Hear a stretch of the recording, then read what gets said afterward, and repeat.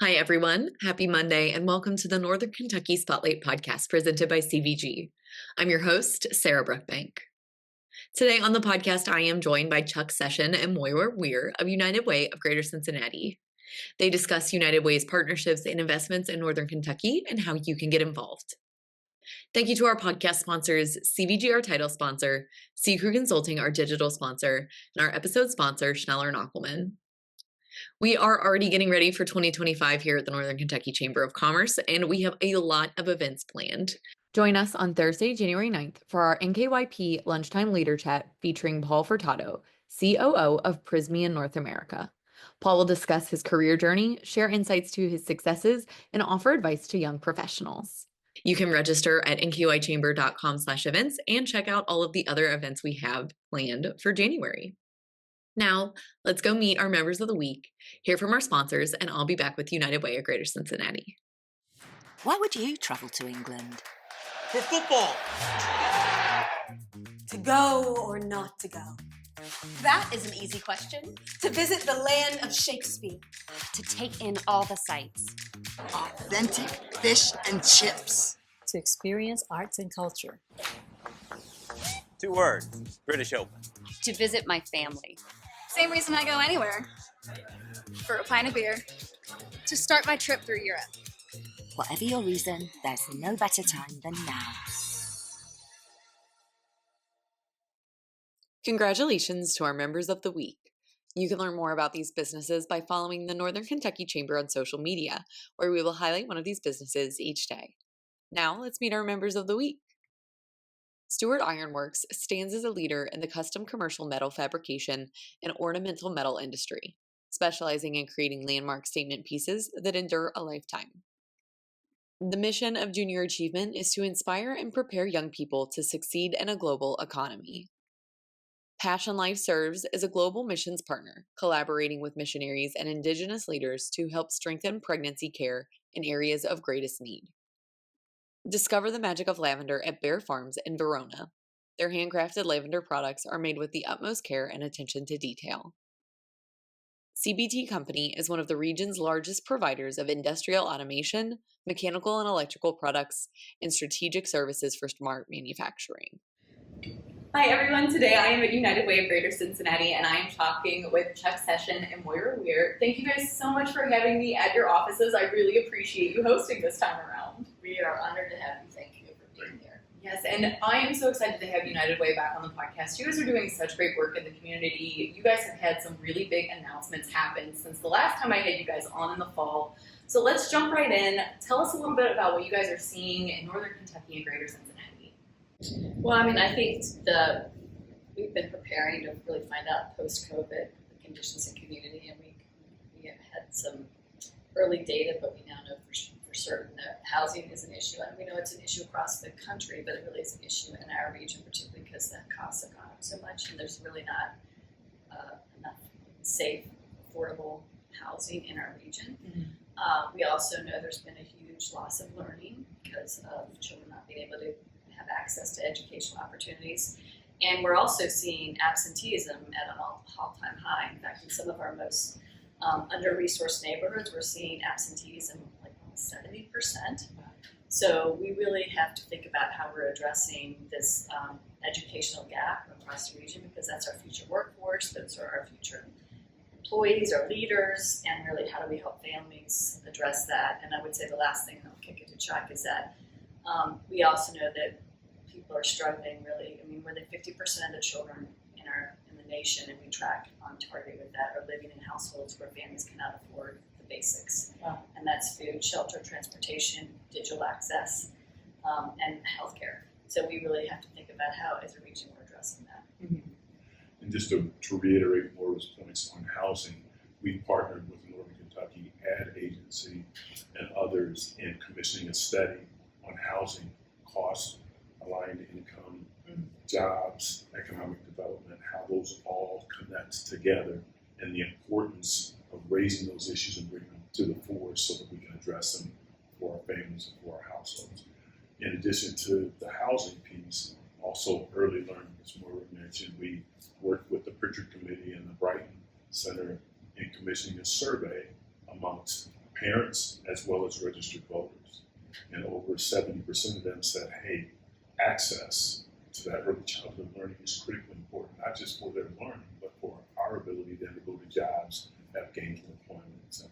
So those are two critical pieces that where we partner with our local agencies, key stakeholders, to improve the lives of the children and the families we serve. Yeah, and I mean, to Chuck's point, I mean, not one of us can do this alone. It really requires a cross-sector, nonprofits, organizations, civic leaders, business leaders, like everybody coming together to think how we're going to have this collective ownership to meet this challenge.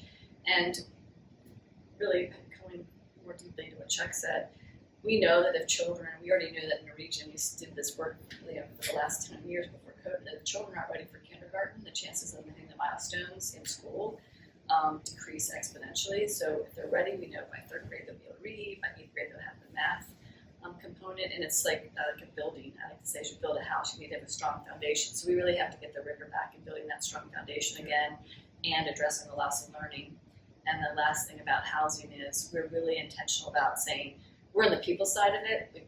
We know there's lots of great initiatives with stock, and we think that's awesome. We can't build our way out of this, really. This region has a lot of older stock, so how are we investing in the current buildings to make them affordable and that like families be able to stay in them? A lot of people on a fixed income can't afford their homes anymore. So how do we help them with repairs on the rising cost? So yeah. You guys are doing a lot of work. I know, Moira, you had an op-ed come out about that income-aligned housing piece in Northern Kentucky a couple of weeks ago. And one of the things that you guys do really, really well is elevating partnerships. And Chuck, you said elevating those partnerships to maximize impact in the community. Talk a little bit about that and those partnerships that you guys are using throughout the community. So we'll tag team this. I mean, number one, we know that it's not one organization, and it really is about giving families the opportunity to choose who they would like to work with. I mean, I think myself, I would be able to choose, where I go for my services. We want to give families that same opportunity. And so a family might say, I would prefer to work with this organization because I just feel like more connected to them, or they look like us.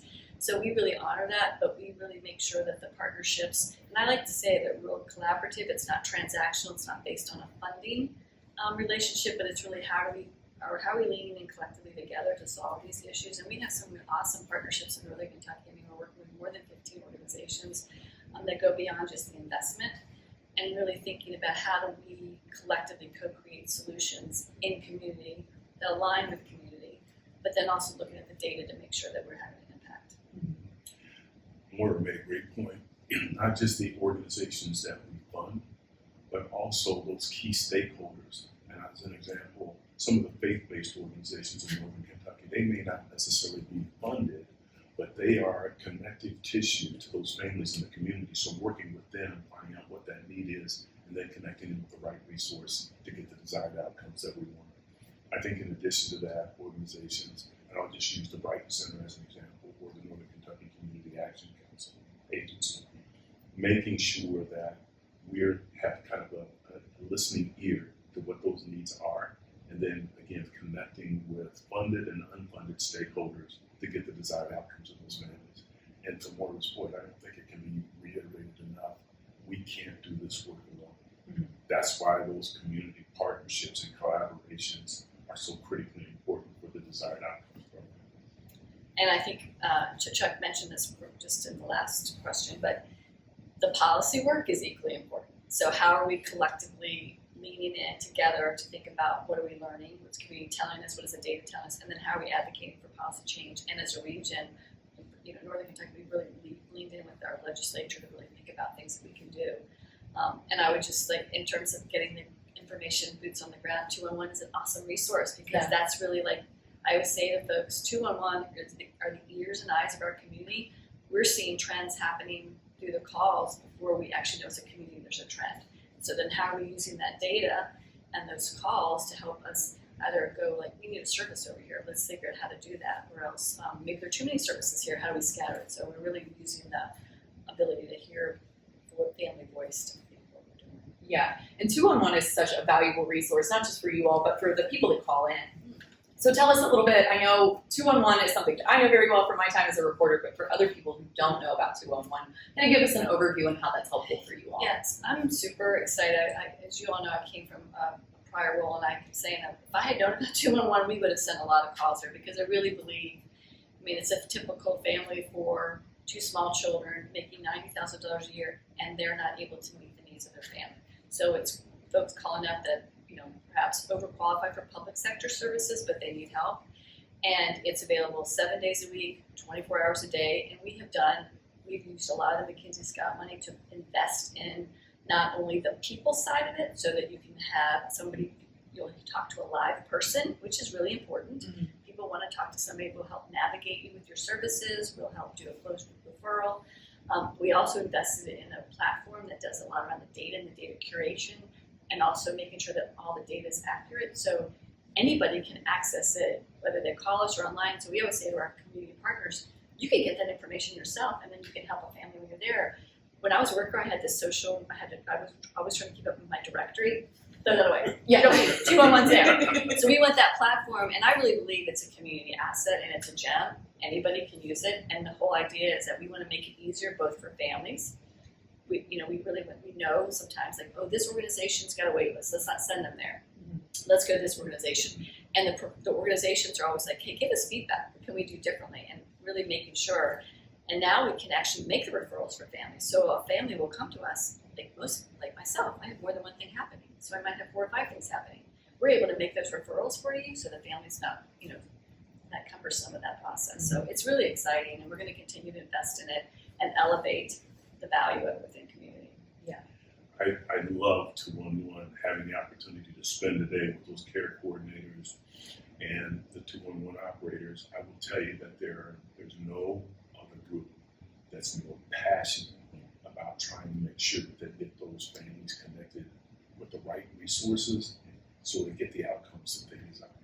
And I can't speak glowingly enough about them because they're committed to it 24/7. And to Barbara's point, if they can make that one call to 211, and I say I'm a family and I've got A, B, and C, when I get off that call, it's like the burden of the world has been relieved from my shoulder. I don't have to worry about making 3 or 4 other calls. I already have the resources that I need. So that's critically important. We're trying to raise that profile across Northern Kentucky so that everybody, not just there, but in our region, utilizes that resources. That's a really good point. We really want to increase what I call the penetration rate within our region, but particularly Northern Kentucky. Like, it's a resource. It's an asset. Call us. We're here to help you. And to Chuck's point, they really are. I love hearing them every day. They really have time, and they take their time to talk to someone. And sometimes you might want to take care of something and not talk to somebody, but sometimes you really want to talk to somebody because it's cumbersome, and navigation of the sometimes of the social service sector can be complicated and hard, and families get frustrated. And so the more that we can do to help make that easier for families and relieve that frustration and anxiety that they already have. The other part about 211 that we're really excited about that we're going to be working on this year too is like thinking about how healthcare systems can help use this information, because we know people show up in the emergency rooms because they can't access services. So we're talking to all throughout the region, all the hospitals, to say we can be a resource to you. They have to track social determinants of health now, so we can say we've got resources in that community. So really thinking about how we can amplify that for everybody. Yeah, really like a holistic approach to like improving Greater Cincinnati and Northern Kentucky as a whole. I know that is part of your mission. That has been part of your mission. None of that is new for people that know about United Way and the work that you all are doing. One of the things I do want to talk about, you guys are making investments in the community. Obviously, that's a huge part of what you do. Tell us a little bit about what's going on in the Northern Kentucky sphere, what those investments look like. I know you guys are increasing some partnerships and working really hard to develop that in Northern Kentucky. Yeah, since bringing on Chuck, we really wanted to be very intentional to say we are committed to this region. We are committed to making sure that Northern Kentucky feels like they're getting the same, same services, same level of care that anybody would receive no matter where they are, because we also serve Indiana, so we're always looking at the region of 9 counties. But we've made more than a $5 million investment with multiple organizations, and then just recently we announced an additional $500,000 to educate NKY, which was really our way of showing how much we are leaning into and supportive of any efforts that are happening in the region around educational outcomes. So we're really excited about the work on that and the partnerships that hopefully that will, and the positive outcomes for family. Yeah. And one of the things when Maura mentioned educate NKY, I think about the advisory councils that we were a part of. So again, listening to the mom and pops and the children of the community. What are those needs? We're not developing education systems ourselves, but we want to find out who has the most impact and is driving the desired outcomes to improve that educational experience for those families and for those students. And that's critically important. I think about Head Start as well, early learning. We reiterated, having been a new grandfather myself, understand the importance of that early learning piece. And so, again, those partnerships are so critically important, and it's a joy and a privilege to be part of that Northern Kentucky footprint. In particular, I'll mention Grant County. We work with the Brighter Futures Council there, so the family resource coordinators getting out information to those families to help them educate those students between the semester breaks, the summer slide, etc., so that they keep up and are on track for the education success that they want. Is so critically important. And I enjoy the work. It's a privilege. Well, and to bring back 211, we're actually been talking to several folks in Northern Kentucky about how 211 could be a resource for the resource coordinators in schools. Yeah. So they're inundated with requests, and so like how we make it easier for them, that they can have the tools at their fingertips to help family. So really thinking about different partnerships and how we can maximize all these different relationships and opportunities to really help families. Yeah, a lot of opportunities to grow, a lot of opportunities to keep improving the work in Northern Kentucky and obviously in Cincinnati. We didn't touch a lot about what you guys are doing in Ohio and Indiana, but there's another time, another place for that conversation. But when you guys look forward towards the end of this year and into next year, what events, what programs are you guys looking forward to? I'll say for me, the work that we're doing with the family resource coordinators around 211 and making sure that information is broadly known, broadly accessed, broadly utilized, critically important. I think the work with the Head Start team, critically important, that I'm excited about. And then I think continuing to expand those partnerships so that we have a pulse and that we are directing folks to the resources they need so that they can thrive. That those are the ones that are important to me. And then I think organizations like the Chamber have been a strong advocate for us with respect to the Business Advocacy Committee and advancing some of the initiatives and public policy that are important to our families and to those young men and women that are aspiring to be great. It's critically important, and that will be key, kind of a linchpin in terms of how we launch and support success throughout the region. Yeah, and I would say, we really are trying to continue to build this momentum of number one. How do we have this collective ownership to solve both the challenges and opportunities for families? And it requires all of us leaning in. We're going to continue to make big investments in early education and as cradle to career. We're going to really want to launch that next year, and that really gets to 0 to 25. And I say that because we know that our youth need to have supports. We want to keep them in school, and then we want to help them find a pipeline, whether it's college or going into IT, the workforce, the trades, or really being intentional. And we would approach that work, number one, through partnerships, but also thinking about the people side. Like, we're not going to go into the classroom and tell somebody how to teach. It's really about how are we supporting families and youth so that when they get to school, they can concentrate, or they get to childcare. And the other part is really focusing in on economic growth for families and like across how are you making sure families have what they need to be successful. And it's not just survival. It's thinking about how we help them improve their income. And then I would say housing is the core. If somebody doesn't have a home, they're not going to show up at work, and children are not going to go to school. So we have to really be laser focused on thinking about stabilization in the housing market and also reducing evictions and making sure that families aren't so transient.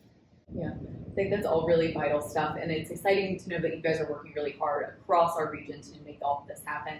But Chuck, Moira, a pleasure to have you. Any final thoughts that you think our viewers and listeners need to know before I let you guys go? I think just know that we're here, we're present, and we're committed for the long term. And it's our privilege to partner and work collaboratively with the larger community to help people thrive and be successful. Thanks. Yeah, I would echo that and also say, 211. Yes, it's a great all resource. 211. It's a great resource for any. Maybe not for your. It's not for you. It may be for somebody that you know, or if you're leading an organization, use 211. We've actually talked to companies who are using that, accessing it through their HR department for some of their employees. So it's a resource and an asset to this community, and we love the opportunity to work with families. We love the opportunity to work with organizations throughout our region. So thank you. Yeah. Well, thank you both again for being on the podcast. I really appreciate your time today. Thank you, sir. Ranking on Google Search and Maps is easy to understand, but hard to do. It requires constant effort and attention, uploading new photos, responding to Google reviews, writing weekly posts, and checking suggested updates. Google listing optimization takes experience and time, and there are no shortcuts. C-Crew gives your Google My Business account the steady, consistent attention it needs to be effective, optimizing, updating, and expanding critical content every single week. From local retail stores to large regional networks, C-Crew generates content, establishes benchmarks, and creates dramatic, measurable increases in engagement. So what can C-Crew do for your business? More calls, more clicks, more clients.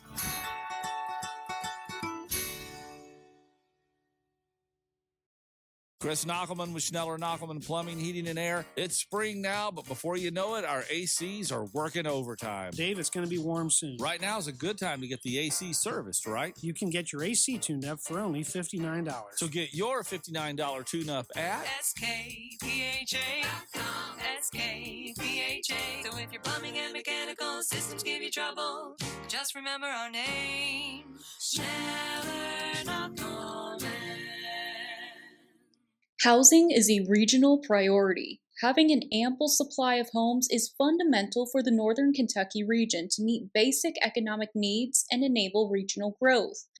Learn more about income-aligned housing, the region's housing needs, and why it is essential to ensure Northern Kentucky continues to be a great place to live, work, play, learn, and give back at bit.ly/NKY Housing Study. Welcome back, everyone. Thank you so much for tuning into today's episode of the podcast as we learned a little bit more about United Way of Greater Cincinnati.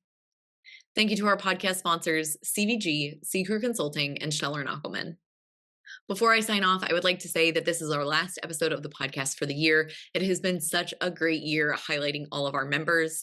The Chamber Podcast team wishes you a very happy and very healthy holiday season. And we thank you once again for tuning into the podcast throughout the year. We have just had so much fun being able to highlight our members and all of the work that they're doing throughout the community. We would love to share your story in the new year as well on the podcast. If you're interested in joining the podcast in 2025, please reach out to Lynn Ablin or Nancy Spivey, and they will point you in the right direction. As always, you can find their contact information at our staff directory at nkychamber.com or on the screen in front of you for our viewers. Thank you once again for tuning in to this episode of the podcast and throughout the year. I will talk to you guys next year.